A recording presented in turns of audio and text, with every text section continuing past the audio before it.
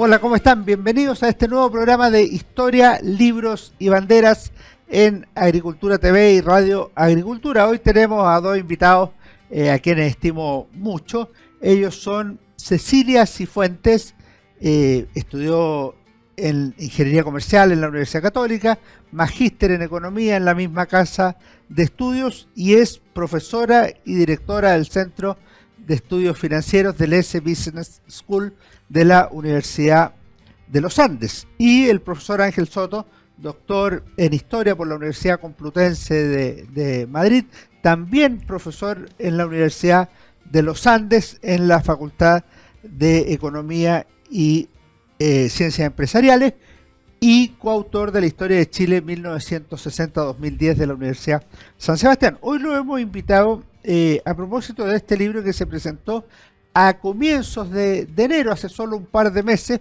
y la verdad es que lo he disfrutado mucho.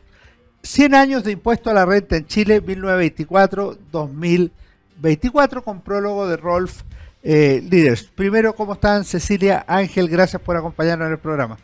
No, feliz de esta invitación a comentar algo que ha sido un trabajo largo, pero muy, muy interesante. Muchas gracias, Alejandro, por la invitación. Siempre es grato estar en tu programa y me alegra escucharte que has disfrutado un libro de historia de los impuestos, porque es un tema tú sabes que, no sé si es tan seductor, pero muchas gracias. Es lo primero que quería felicitarlo y les quiero preguntar cómo surgió la idea de escribir el libro y el mecanismo. Pues yo lo digo súper serio, yo no soy especialista en historia económica, yo me dedico a la historia política, pero lo disfruté porque en la práctica, para los que no estamos dedicados a esto, nos cuenta el cuento completo. O sea, tenemos 100 años de historia económica en este tema específico de los impuestos y yo creo que eso es valioso.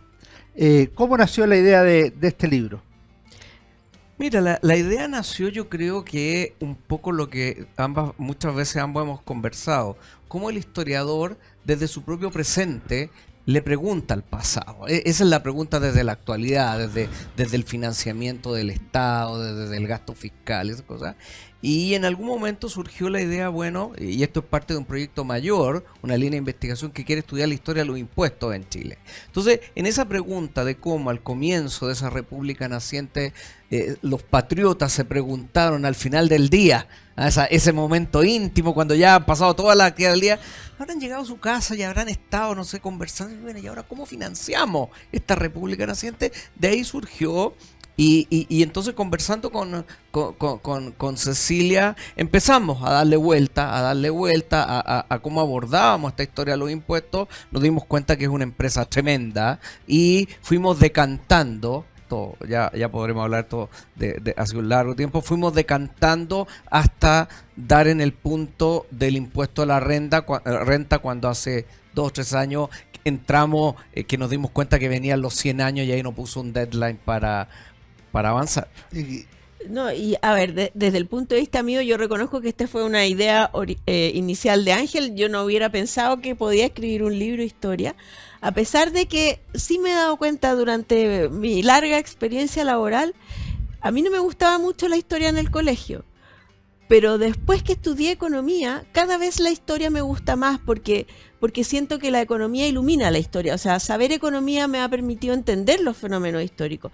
Y lo que yo le comentaba a Ángel el otro día, que ahora me doy cuenta que también la relación va al revés. O sea, ya una vez que sé la historia de los impuestos, todo lo que uno sabe del conocimiento teórico, de la teoría tributaria, de la teoría de finanzas públicas, se ve enriquecido conociendo lo que ha sido este proceso histórico. Así que en ese sentido ha sido un proceso de aprendizaje que a mi juicio, para mí es lo más rico del proceso. La última entrevista antes de entrar al libro brevemente tal, pero ¿qué tal fue trabajar un economista con un historiador? Porque Rolf Leaders dijo en la presentación, que fue en enero, dijo que tal vez sería bueno que hubiera más historia en las facultades de economía y en general a mí me parece que es una mezcla donde uno va leyendo y nota que hay aportes recíprocos. Supongo yo que los dos enriquecieron sus respectivos conocimientos y que el libro de uno solo no habría sido lo que fue.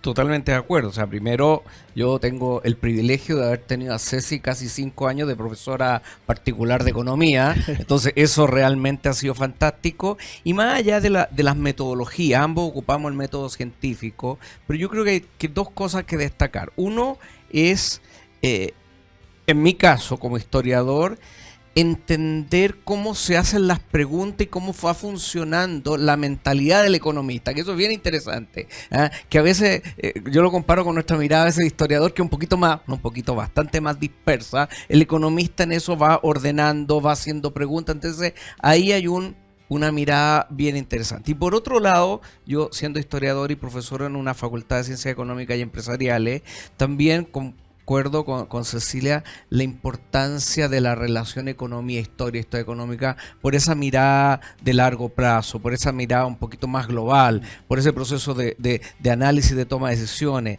darse cuenta que la historia no se repite, que no hay que buscar fórmulas definitivas, sino que como estos procesos son dinámicos, es decir, aporta a un proceso de toma de decisiones. Y por último, y lo que uno está observando afortunadamente y muy contento en eso, que la enseñanza de la historia está en alza en las escuelas de negocio a lo largo del mundo.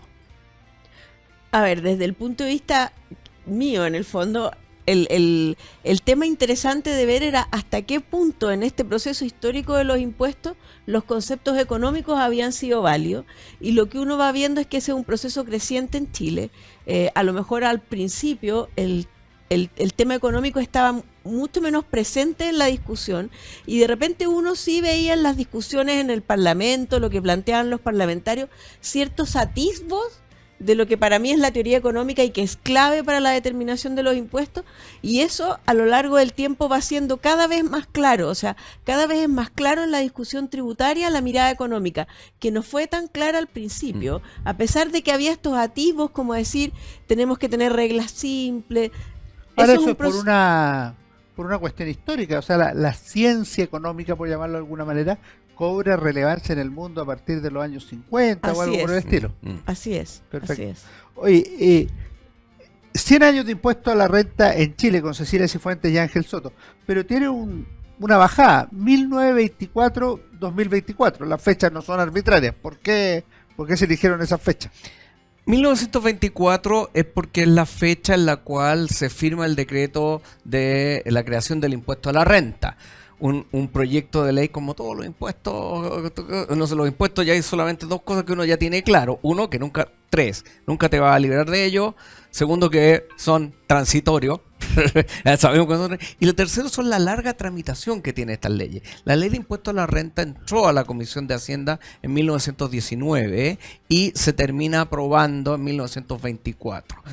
Entonces lo que quisimos hacer con Cecilia es mirar qué es lo que pasó, cuáles fueron los temas, cuál fue la evolución, aporte en estos 100 años de su puesta en marcha. Perfecto. Y vamos a un tema de fondo. ¿Cuál es la explicación no material? Eso podemos verlo después. Filosófica o conceptual de los impuestos. Si uno tuviera que explicarle a un niño por qué hay que pagar impuestos, por qué a fin de mes el papá, si gastó 600.000 pesos en consumo, casi 100.000 se fueron al Estado vía impuestos. ¿Cuál es la explicación de fondo de eso?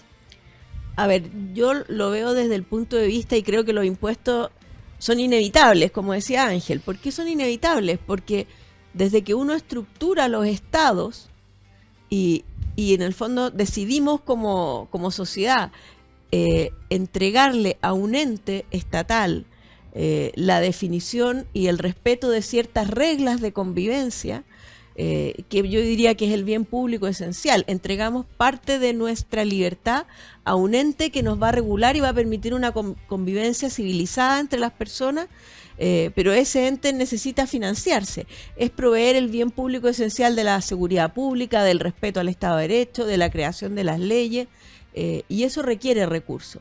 Y esa es como la primera razón. Y en el tiempo, la verdad que, y aquí sería súper interesante ver ¿por qué se ha dado esto? Este ente, que yo creo que es indispensable para la vida en sociedad, tiene una clara tendencia en la historia a aumentar de tamaño. Se lo voy a preguntar eso. Y entonces esta demanda a la sociedad por financiar a este ente creciente exige el cobro de impuestos a las personas. ¿Quiere agregar algo? Muy cortito, o sea, estando de acuerdo 100% con Cecilia, yo creo que es precisamente esa es la gran discusión que falta. O sea, uno lo que observa es que estos 100 años de impuesto a la renta ha sido una discusión sobre gasto fiscal, aumento del gasto fiscal, evasión, etcétera, etcétera. Y no se observa, al menos yo no observo, que se dé esa discusión más profunda respecto de por qué tenemos que pagar impuestos, porque al final del día tiene que ver también en la relación entre el Estado y los ciudadanos. Entonces, en ese sentido, yo creo que una vez que los ciudadanos tienen una mayor conciencia de su deber y de su aporte, sus derechos y responsabilidades, la discusión toma otro sentido. Ahora, yo veo la explicación, la entiendo y la comparto. Pero si uno ve 100 años de impuesto a la renta, recaudación y reforma 1924-2024, o sea, la segunda parte del libro, uno se da cuenta que hay muchas reformas tributarias y salvo excepción son todas para subir impuestos, para agrandar el tamaño del Estado, con un argumento que puede ser legítimo: mejorar la calidad de vida en tal punto, financiar la reconstrucción post-terremoto o alguna otra. ¿Cuáles son las ideas matrices que se van repitiendo en las propuestas de reforma tributaria? Mira, es una pregunta que yo creo que no tiene una respuesta única. Yo me he preguntado muchas veces por qué se da esta tendencia a que el Estado crezca. Entonces, y me doy una respuesta media económica, en el sentido de que una vez que uno se dedica a una actividad, quiere desarrollar esa actividad y que esa actividad crezca. Entonces, de alguna manera siento que el mundo político, para que su actividad crezca, necesitan más recursos y de alguna manera entonces van creando nuevas funciones que yo comparto con Ángela. A lo mejor uno tendría que seriamente preguntarse, ¿por qué tiene que crecer siempre el gasto social, por ejemplo? ¿Por qué tiene que crecer siempre? Si se supone que el gasto social es para resolver los problemas de pobreza, entonces en algún minuto uno debería decir, ya, el problema lo resolví, avancé, ahora le devuelvo a la sociedad esos recursos, y lo que uno ve en la práctica es que no. Ahora ya resolví el problema de la pobreza, entonces ahora quiero resolver el problema de la distribución, o quiero resolver... Y yo digo, claro, estos son un mundo político que en el fondo, igual que cualquier otra actividad, se empieza a generar como un... necesito crecer, necesito más gente participando en esto, y de alguna manera, y eso es lo que yo creo que uno en algún minuto tendría que ponerle como coto, ¿hasta qué punto? Porque al final, y es una cosa bien curiosa, los países europeos, por ejemplo, que uno dice son todos democracias liberales, pero en muchos de ellos el tamaño del Estado es la mitad de la economía, que probablemente eso es más de lo que en un país absolutamente socialista pesaba el Estado hace 50 años atrás.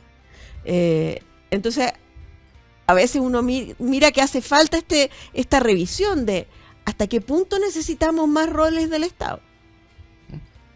Perfecto. Y en el tema ya práctico, si me pueden decir cuáles son las 3 o 4 reformas tributarias más grandes, obviamente mencionando alguna que nos impacte hoy, que vale la pena conocer para la gente que no es especialista, o la gente que diga, ya me interesa el libro y voy a poner especial atención en esta reforma tributaria. Mira, antes de que Ceci quizás pueda hacer la bajada, una de las cosas, esto es como la anécdota, esta es como la cosa que nos dimos cuenta. La reforma, el impuesto a la renta tiene la firma de Arturo Alessandri en 1924. Según los autores, los estudios que hay, no hay ninguna reforma estructural potente. Hay enmiendas, hay ajustes, hasta 1964. Y esa reforma de 1964 tiene la firma de Jorge Alessandri, el hijo de Don Arturo, del León. Y después no hay reforma estructural hasta 1974, cuando se inicia la modernización tributaria.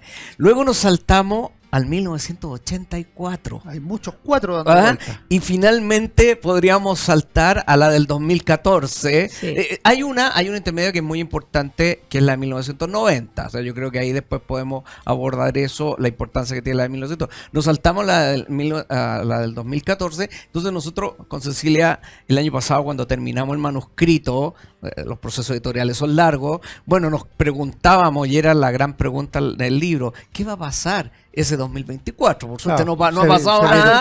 Afortunadamente no pasó Estaba dando nada. vuelta la idea. Sí, la idea da vuelta. Entonces, dado eso, les pregunto, Cecilia, ¿cuáles pueden ser consideradas las mejores reformas tributarias o dentro de una reforma tal aspecto?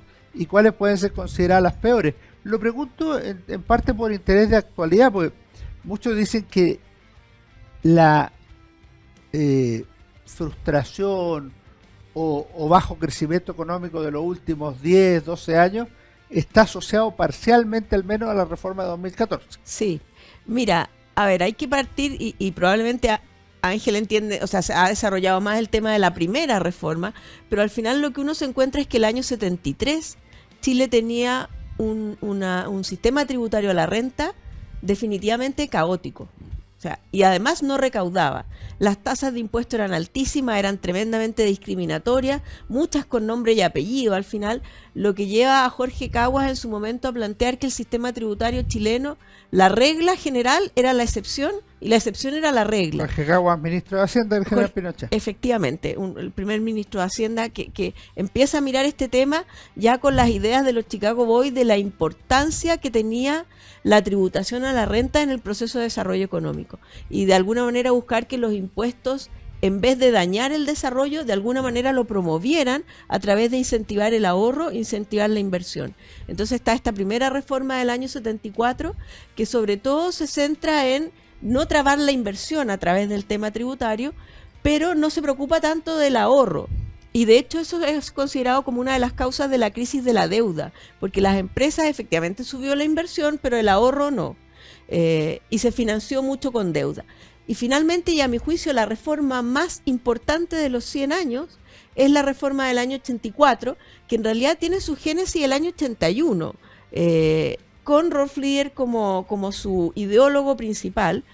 No se aprobó en su momento esa reforma hasta que el año 84 Carlos Cáceres logra aprobarla, que es la reforma que crea lo que el tan vilipendiado FUT, que la verdad que nunca se mereció el castigo que tuvo, porque lo que tenía ese mecanismo es que decía que las empresas, si es que las utilidades no las distribuían, eso iba a tener solo tributación de primera categoría y no iba a tributar a nivel del socio, y eso generó un impulso muy grande en Chile en el ahorro y la inversión. Entonces, a mi juicio, y esa reforma de alguna manera estableció las bases de un sistema tributario a la renta que en algún grado se mantiene, pero lleno de palitos en la rueda actualmente, que se fueron poniendo a partir del año 2001, y ya simplemente una gran tranca a la rueda el año 2014 con la reforma de Bachelet Arenas, que fue tremendamente negativa.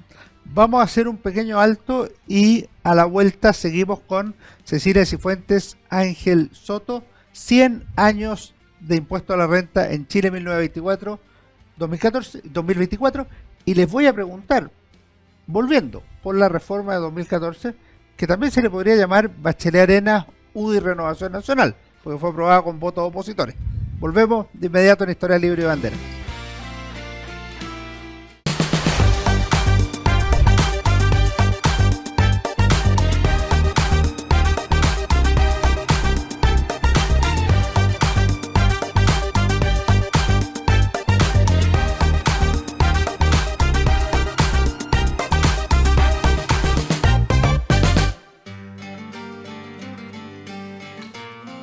Volvemos en Historia Libre y Bandera. 100 años de impuesto a la renta en Chile, 1924-2024. Lo decía medio en broma Ángel hace un rato, qué bueno que disfrutes con un libro del impuesto. Este libro no es necesariamente para disfrutar, pero tiene el valor de que está mucha información para los que están en el ámbito público, periodistas, políticos, personas que están en los medios de comunicación, estudiantes de historia y de ingeniería comercial y otros, que yo creo que es un libro muy valioso y apto para todo lector. Vamos ahora, la reforma del 2014. Bachelet Arenas, como le dicen. Sí, y tú planteaste con razón que también había sido aprobada por Chile Vamos. Ahora, se hubiera podido aprobar igual. En ese minuto Bachelet tenía mayoría en las dos cámaras. Pero de alguna manera, y aquí uno tiene que hacerse cargo de que durante un periodo se dejaron de defender, a mi juicio, ideas tremendamente relevantes, y en cambio había empezado a ser cada vez más popular la idea de que necesitamos que los ricos paguen más.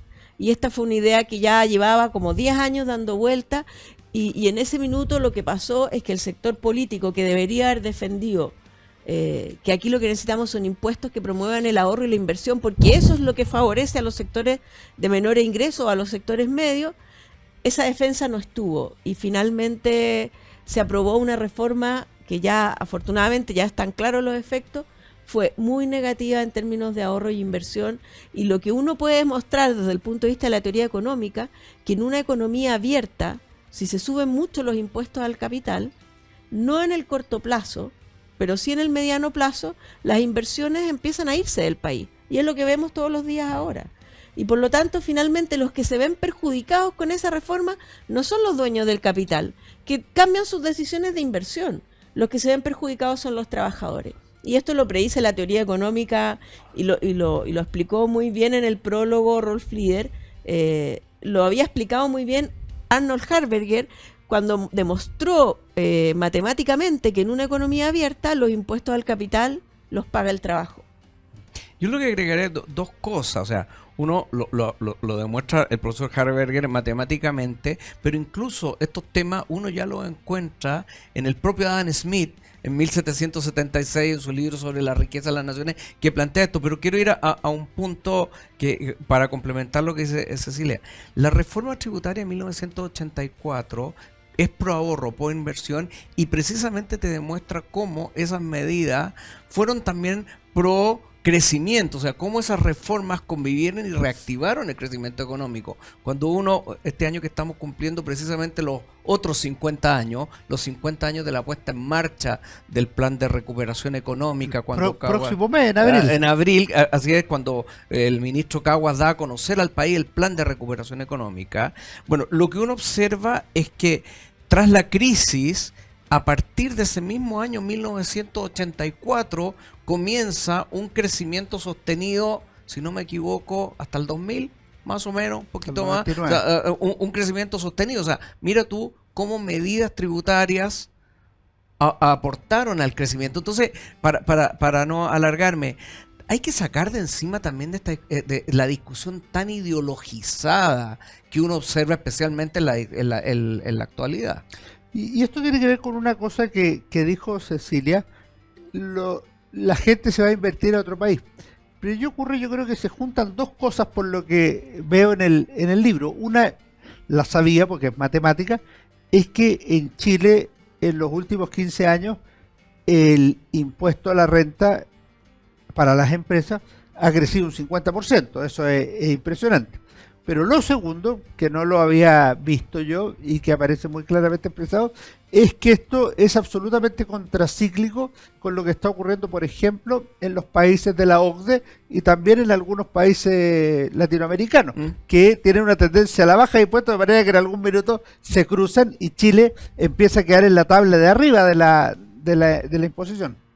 Bueno, efectivamente eso ocurre, y en este minuto tenemos esta tasa de primera categoría en 27% en el régimen general, y aquí hay un dato bien interesante, porque una de las lecciones que uno aprende es que es muy relevante un sistema simple, parejo, con reglas parejas para todo, y ese fue un elemento clave de la reforma del año 84.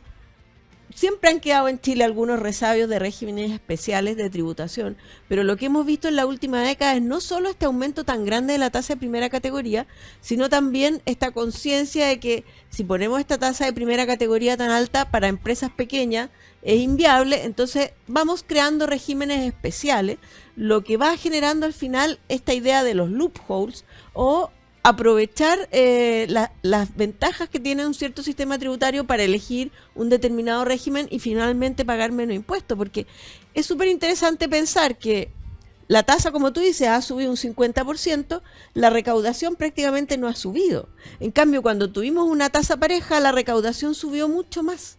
Entonces, aquí hay un tema que es bien relevante de ver que uno tiene que tener un sistema tributario que sea competitivo con el resto de los Lo países. que pasa es que cada punto del crecimiento económico son como 700 millones de Así dólares es. de recaudación.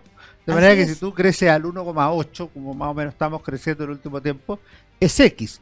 Pero si tú crecieras en vez de 1,8, 4,8, le llegarían 2.000 y tantos millones de Es dólares la adicionales mejor al forma Estado. tributaria del crecimiento. O sea, al final el Estado es el principal socio del crecimiento en los países. Hay una pregunta que la enunció Ángel, la dijo medio en broma, medio en serio. Muchas de las reformas tributarias, y aparece claramente en la reforma tributaria del primer gobierno del presidente Sebastián Piñera, son transitorias, son debido a una circunstancia específica, el terremoto. Yo me acordaba que era transitoria, pero ustedes reproducen el mensaje del presidente Piñera y no dice transitoria, dice esencialmente transitoria. O sea, esto tengan la certeza más absoluta que esto dura 2 años y luego vuelve a como estaba antes. Y yo no podía creerlo cuando lo leí. Ahora, lo que sí creo es que casi todo lo transitorio en materia de crecimiento del Estado se vuelve permanente. ¿Qué nos Yo pueden no decir? diría casi todo, Alejandro. Yo diría, en materia de impuestos, si te dicen transitorio, es permanente por naturaleza. Me voy un poco más atrás. Después de la reforma, esto no tiene que ver con el impuesto a la renta, tiene que ver con la otra historia, los otros impuestos que estamos estudiando con Cecilia. Pero, por ejemplo, el gobierno de Eduardo Frei padre, Eduardo Frei Montalva, echa la reforma, se lanza y comienza a hacer muchas reformas. Y hay un impuesto a las contribuciones, que también, oye, van a ser todas estas transitorias, y ahí quedan. El IVA. ¿Cuántas veces el IVA se ha subido transitoriamente? Se sube 2 puntos, Se pero sube después 2 va a bajar. puntos. Entonces, No baja. la verdad que uno siente que si es transitorio es por definición que va a Después ser del terremoto permanente. del 85 yo creo que se estableció el impuesto a los combustibles. Transitorio. Todas estas Transitorio. medidas de reconstrucción para no sé qué, terrible. Entonces, Ahora, Claro, y ahí es bien interesante el tema del año 2010, porque yo creo que de alguna manera nuestro sector hace una renuncia bien importante en materia de impuestos, porque el terremoto es, por definición, un evento económico que genera un impacto transitorio. Entonces, frente a eso, lo que plantea la teoría económica es, bueno, endeúdese. ¿Por qué sube los impuestos? Los impuestos terminan siendo permanentes. Usted lo que necesita es financiar un gasto transitorio por esencia. claro. Entonces, ahí yo me acuerdo, yo estaba en Libertad de Desarrollo en ese momento, y Libertad de Desarrollo fue tremendamente crítico a ese aumento de impuestos del año 2010, precisamente por eso. Usted tiene un shock transitorio. Para eso está, por definición, la deuda. Para financiar shocks transitorios, y de hecho ya teníamos también en ese minuto muchos recursos en el Fondo de Estabilización Económica y Social. Que y el también pro- sugirieron ocupar de ahí. Claro, y el problema fue en esa reforma, y este es un tema, porque lo que había quedado hasta antes de eso es que la tasa de primera categoría era intocable. Y resulta que un gobierno de derecha la subió. Entonces, ¿Y cuál es la razón de fondo? Porque Sebastián Piñera es un economista de primer nivel, o sea, un presidente preparado, no era una persona ignorante en tema económico. Felipe Larraín debe ser de los economistas más sabios que hay en Chile, o que ha habido en Chile en los últimos 25 años. ¿Qué es lo que lleva? Porque no creo que sea solo ese elemento político que tú dices que el Estado busca crecer y crecer y crecer. Tiene que haber algo más. Puede haber, se lo pregunto a los dos porque yo sé que Ángel ha visto este tema también, ¿puede haber algo de pérdida de batalla cultural en el tema de los impuestos? a ver, yo creo que ciertamente cuando decíamos un rato, hablábamos de los temas de fundamentos filosóficos, también uno tiene que tener a la vista el tema de las culturas tributarias. ¿Cuál es la cultura? O sea, hay sociedades que por naturaleza están dispuestas a pagar. Chile, en el fondo, cuando uno lo mira históricamente, decía, Chile paga sus cuentas, paga su deuda, y no voy a mencionar ninguna otra cultura ni ningún país, pero que tienen, al contrario, se les asocia una cultura de evasión tributaria, de no pagar sus deudas. Entonces, en ese sentido, tiene que ser claro. Pero mira, yo lo que pensaba mientras te escuchaba, una de las cosas que a mí como historiador me resultó tan valioso, y lo hemos conversado en nuestro proyecto de historia de Chile, es que usualmente en historia yo veía que como fuentes se usaban los mensajes presidenciales y las discusiones en el Parlamento. Y una fuente que nosotros usamos mucho y que la seguimos usando es los estados de la hacienda pública. Son muy buenos. Son extraordinarios.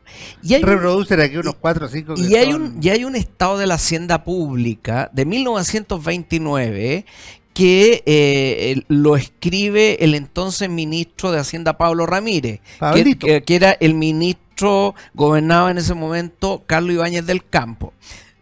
La cita es corta, pero permítanme, porque es bien reveladora y creo que va a cuento a lo que tú dices. Dice, y para quienes no nos escuchen, sitúense que estamos en 1929, ¿ok?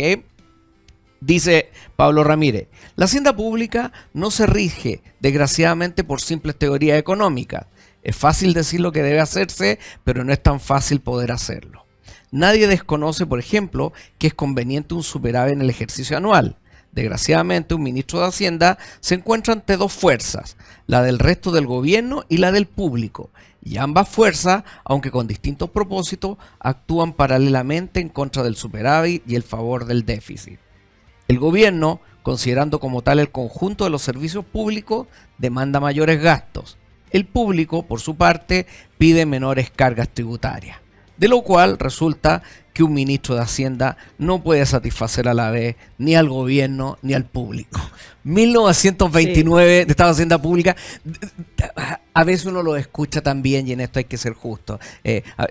Uno tiene la oportunidad hemos tenido la oportunidad de hablar con muchos ministros de Hacienda, y eso de que otra cosa es con guitarra, otra cosa es estar ahí, también debe haber algo de eso. También hay que ser justo con eso, pero está excelente. A ver, yo comparto que en ese periodo, efectivamente, y esto es algo que ha planteado, por ejemplo, con harta fuerza Axel Kaiser, la batalla de las ideas se debilitó. Y a ver, aquí yo creo que esto tuvo que ver, y esto a lo mejor no se ha demostrado así, pero yo estoy muy convencida que es un elemento clave, la bonanza del precio del cobre.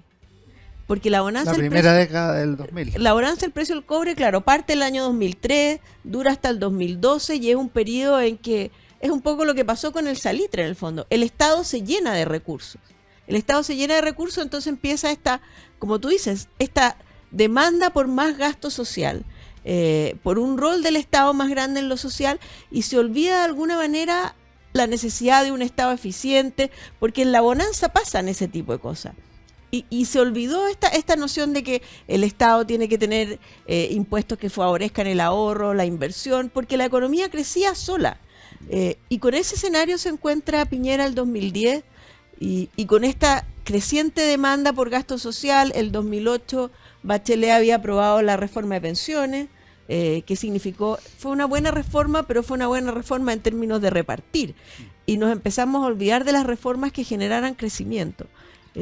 Y ahora nos damos cuenta del impacto que tuvo eso. O sea, en ese sentido, yo creo que un tema que falta por estudiar es cómo la bonanza en términos de intercambio nos generó en general un proceso de deterioro en nuestras políticas públicas, que además después influyó en las malas reformas del año 2014, porque estaba esta sensación de este país crece por sí solo, no nos tenemos que preocupar del crecimiento, el crecimiento cae como maná del cielo, y eso efectivamente es lo que había pasado hasta el año 2012.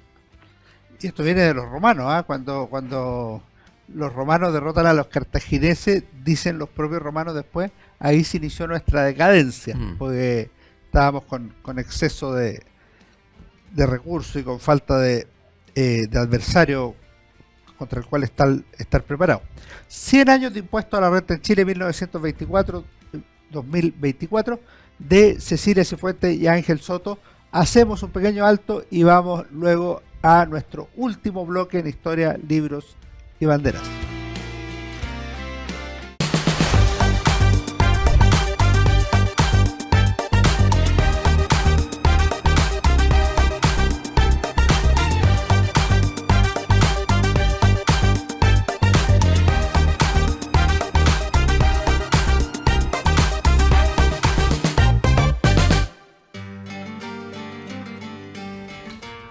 Volvemos a nuestro último bloque de Historia, Libros y Banderas con Ángel Soto y Cecilia Cifuentes, historiador y economista, respectivamente autores de esta historia del impuesto a la renta en Chile, publicado por Tirant Humanidades. Yo me leí hace unos años, 2, 3 años, un libro de Álvaro Iriarte sobre Ronald Reagan. Y él plantea que cuando llega al gobierno de California, una de las cosas que hizo Reagan es bajar los gastos. O sea, porque dijo, el argumento era este: si no cambiamos el paradigma, siempre va a ser necesario subir impuestos. Quería preguntarle cómo ven ese tema, porque para mí es muy obvio. Y yo en esto que dice Cecilia de que aumenta los programas sociales, a mí en general me parece bien que aumenten los programas sociales. Si son buenos programas sociales van a permitir que la gente viva mejor, y eso me parece razonable. Pero lo que es claro es que en algunas áreas aumenta sin medición o sin mejoramiento efectivo, y en otras áreas no solo aumenta el gasto social, sino que una frondosa burocracia, que al final el impuesto termina siendo para financiarla. Mira, yo creo que, primero, el libro que tú citas, ya que este es un programa de libros, creo que es un libro extraordinario. Creo que es de los publicado por el mejores. Instituto de República. Es un gran libro y que vale la pena y va en esa línea. Pero yo cuando tú mencionas, tendría que pensar un ejemplo más cercano. Mira tú lo que ha pasado en el corto plazo en Madrid. Madrid, ¿no es cierto? Que en un momento después de la crisis va de caballería. Y la comunidad de Madrid, ¿qué es lo que empieza a hacer? Precisamente empieza a reducir esos gastos, baja los impuestos, se produce una tremenda atracción de empresas, y hoy tú ves a Madrid, o sea, hoy uno ve Madrid y es una capital del mundo, floreciente, llena de empresas, negocios, y como todos estos círculos virtuosos que uno lo ve en la historia. Ese crecimiento económico atrae el arte, la cultura, todas esas cosas. Entonces es un verdadero círculo. Entonces, para comparar, no hay que ir a los 80, pero también al Madrid actual. O al caso argentino en este minuto, que correcto, ha hecho Milei que las dos cosas, es revolución cultural, sí, y práctica. Y ha hecho el ajuste de gasto. La verdad que no hay registro de algún país que haya hecho un ajuste de gasto como el que ha hecho Milei en Argentina. Y claro, obviamente eso tiene un impacto inicial muy restrictivo, muy recesivo, porque tú le quitas un montón de recursos a la economía. Se llama el shock. El shock, pero Argentina ya ahora está creciendo. Ahora, ¿cómo debiera orientarse esto, principalmente Cecilia, ya que es futuro? ¿En qué debería concentrarse hoy Chile en materia de impuestos? ¿O la discusión de los impuestos debiera darse junto con la del gasto? No solo aumentar, sino que eventualmente disminuir. Yo creo que es esencial primero mirar el gasto. Yo creo que esa sería, porque tenemos un sistema tributario que de alguna manera, y así lo ve uno cuando ve estos 100 años, ha ido caminando de regreso hacia el sistema desastroso que tuvo Chile el año 73. Nos falta para llegar, pero el otro día me mostraba Ricardo Escobar una lámina con los regímenes tributarios en Chile. Yo decía que hay 5, pero dentro de esos 5 hay un montón de, si es de tantas UF las ventas, y al final lo que tenemos de regímenes tributarios parece tabla periódica de química. O sea, al revés de lo que ustedes explican al principio, que debe ser simple, no discriminatorio y todo eso. Hemos ido avanzando en la misma línea que se avanzó entre el año 24 y el año 74. Entonces, yo creo que necesariamente tenemos que volver a lo que uno podría decir los principios, que es lo que más señalamos en el libro: un sistema tributario equitativo, parejo, simple, reglas claras, transparente, competitivo globalmente. Y eso significa que tenemos que bajar la tasa de primera categoría necesariamente. Eso obviamente en el corto plazo tiene un impacto en el déficit fiscal, y por lo tanto yo creo que necesariamente hay que mirar el gasto, y comparto plenamente contigo, Alejandro, que en este tema hay un montón de gastos redundantes. Salía hace poco tiempo atrás en la prensa el 1.000.000 de funcionarios públicos que tiene Chile, que ha seguido creciendo en este gobierno en forma bien acelerada, a pesar de que partió en un punto alto por toda la gente que contrataron por la pandemia. Ahora tenemos más funcionarios públicos de los que hubo en el peor momento de la pandemia. Entonces creo que sí, que necesariamente tenemos que mirar el gasto para poder recuperar un sistema tributario pro crecimiento y pro inversión. Ahora, lo otro que me llama la atención, Ángel, Cecilia, es cómo cuando debatimos sobre impuestos, y en general temas económicos, no usamos la misma información. Por ejemplo, hay 2 o 3 cosas que son relativas. Dice, Chile tiene impuestos más bajos que la OCDE, por ejemplo. Entonces hay que subirlo. pero resulta que en la OCDE la mayoría de los países tienen indexado a los impuestos el X% para salud, el X% para pensiones. En cambio en Chile están separados. De manera que si uno lo sumara, sería equivalente o incluso superior el de Chile. Y hay otras distorsiones. ¿Qué se puede hacer para hacerlo de manera fácil, dar la información tal cual es e informarle a la población en cualquier debate? Esa ya no es una batalla cultural, sino que una cosa que Ángel me la había sugerido mucho. ¿Cómo implementar mayor educación económica en todos los niveles, inclusive en los establecimientos educacionales? Claro, mira, yo creo que Ceci, que tiene un programa muy bonito precisamente ellos y tiene una especial sensibilidad por el tema de la educación financiera, yo creo que lo puede comentar, pero a lo primero que tú dices, es que ese es el tema que a veces a mí me preocupa. Todos nos comparan con estos países desarrollados. Claro, pero como decía un gran economista ya que tiene unos años, decía, oye, en Chile nos hacen pagar impuestos del primer mundo por servicios del tercero, ¿ah? Por ponerlo. Entonces también ahí hay otra cosa más y que tiene que ver con lo que decíamos al comienzo. ¿Cómo se da esa relación entre Estados ciudadanos? ¿Ah?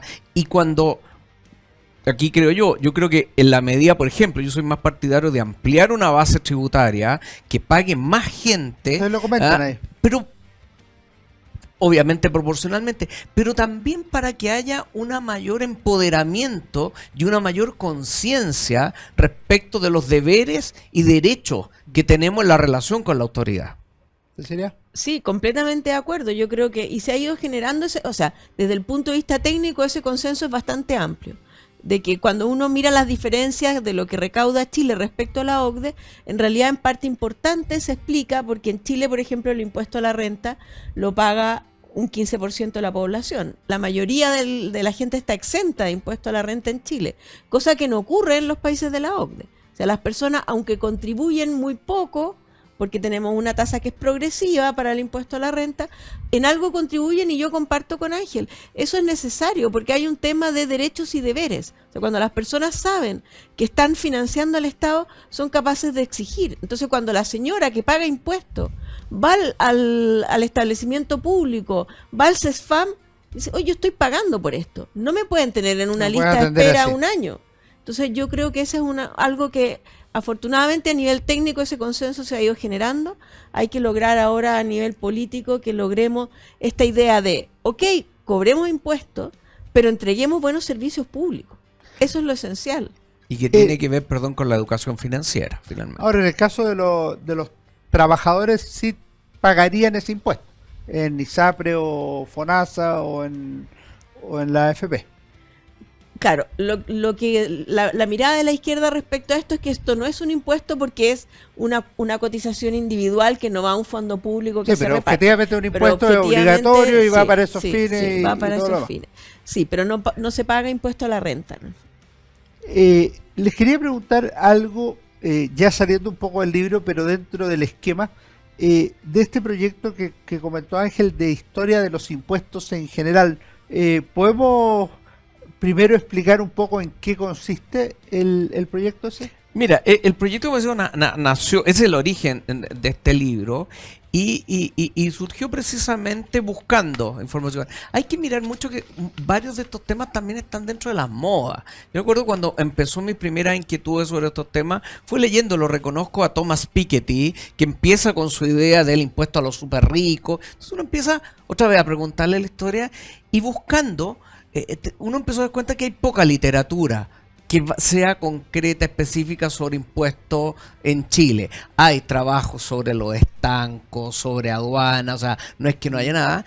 Y me llamó profundamente la atención que siendo los impuestos una columna vertebral, una columna tan importante de la economía, no existiera un relato completo. Bueno, con Cecilia empezamos a abordar el tema, nos hemos dado cuenta que es prácticamente inabordable hacerlo entre ambos. Entonces lo bonito que ha tenido esto también es que nos ha permitido ir convocando a otros historiadores de distintas universidades que se han ido sumando con mucho entusiasmo. Acabamos de hacer un workshop hace poco en la Universidad de los Andes y entonces en este momento estamos trabajando en un segundo tomo, un segundo volumen. No un tomo porque no va a continuar con esto, donde vamos a abordar otro tipo de impuestos, qué sé yo, contribuciones contribuciones, el IVA, Ya, eso lo que quería hacer, no es necesariamente no va a ser impuesto a la renta, no Perfecto. va a ir sobre aduanas, estancos, y en ese libro sí queremos tener la mirada, diríamos, de la larga duración. Tenemos dos autores invitados que van a partir explicando cómo era el sistema tributario en la colonia,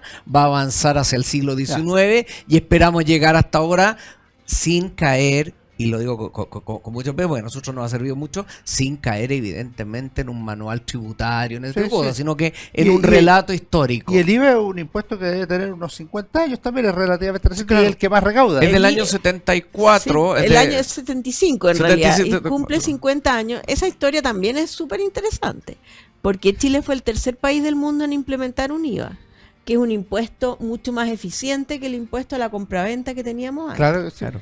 Y es un impuesto que recauda y que como tiene esta idea de que usted puede descontar lo que pagó, tiene un mecanismo autocorrectivo de evitar la evasión, porque si yo no cobro IVA no puedo recuperar el IVA que pagué. Entonces es un impuesto desde el punto de vista económico bien eficiente. Me permito comentar que publicamos un artículo sobre el IVA junto con Cecilia Cifuentes en la revista Bicentenario. Así que ahí está el artículo donde pueden leer esta historia. Oye, cuando esté el libro, me avisan y queremos tenerlo de nuevo en Historia, Libro y Bandera. De todas maneras. Pero no nos vamos a ir sin que me hagan alguna recomendación de libro para mí y para los auditores, que es algo que hacemos con todos los invitados, como Ángel sabe que ha estado antes. Cecilia, no sé, ¿qué nos podrías recomendar para este 2025 mira, a ver, o para cuando sea? Voy a irme al libro que más me gustó el año pasado de lo que leí. No es un libro económico, es un libro de Ken Follett, ¿Ya? que es un autor que me gusta mucho, me entretiene mucho. Es una historia novelada, entonces cumple esto de que uno va aprendiendo historia y se va entreteniendo. Y este es un libro que publicó Ken Follett después de Los Pilares de la Tierra, pero él le puso la precuela de Los Pilares de la Tierra. Entonces cuenta la historia del año 900 hasta el año 1000 más o menos. Ya. Me entretuvo cualquier cantidad, porque ahí uno ve de partida, por ejemplo, puede entender cuál es el origen de las catedrales, que es algo, de las catedrales europeas, que es algo Gran tema cultural. que me fascinan las catedrales, encuentro que es algo impactante. De las cosas que me han impactado en mi vida es mirar estas catedrales y ver cómo se origina este proceso. Ese es las tinieblas y el... Las tinieblas y la luz. Perfecto. Las tinieblas y la luz, lo recomiendo un montón. Es largo, como todos los libros de Ken Follett. Son así, pues. Sí, pero se lee muy fácil, muy entretenido. Perfecto. Me encanta Ángel. Cecilia, porque cada día la veo que es más historiadora, está más en la literatura, si le sale caer. En cambio, yo historiador, yo voy a recomendar más un libro casi de economía y de historia económica. Yo A ver. acabo de leer un libro que ojalá tenga la oportunidad de invitarlo al programa, me permito sugerirlo, de Críspulo Marmolejo, un libro que es profesor de pero la lo Universidad conozco, de la muy Pontificia buen Universidad Católica del académico, Paraíso. sí. Publicó un libro extraordinario sobre la deuda externa chilena y la negociación entre 1983 y 1989. Tema clave. Todos los aspectos de la negociación jurídica, un relato extraordinario, apto para buen público, que permite otra vez entender ese proceso y que de alguna manera también dialoga con esto. Me parece que ese es un libro bien interesante, útil para los temas que estamos viendo y Te sacar. agradezco el dato y lo vamos a invitar aquí a Historia, Libros y Bandera. Yo les recomiendo este, pues. Gran libro, 100 años de impuesto a la renta en Chile 1924-2024. Ángel, Cecilia, muchas gracias por habernos acompañado en esta nueva edición. Gracias, Muchas Alejandro. gracias por la invitación. Ustedes no se vayan, ya viene mi recomendación de libro, como cada semana en Historia, Libros y Banderas. Hola, ¿cómo están? Soy Alejandro San Francisco y mi recomendación esta semana en Historia, Libros y Banderas es esta obra de Ignacio Arteaga, El sentido de la actividad empresarial.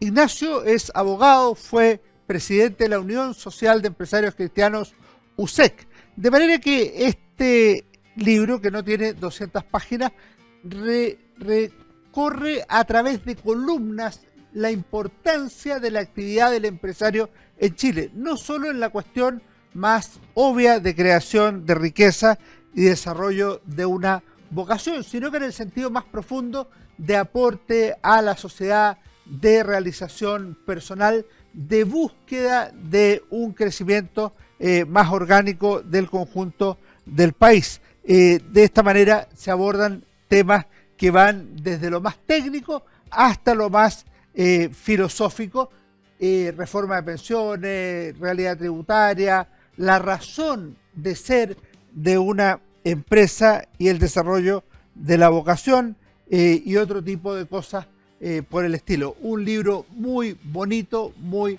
profundo y que en algunas partes incorpora el sentido sobrenatural de la actividad empresarial. Ignacio Arteaga, el sentido de la actividad empresarial. Nos vemos en nuestro próximo programa. Que esté muy bien.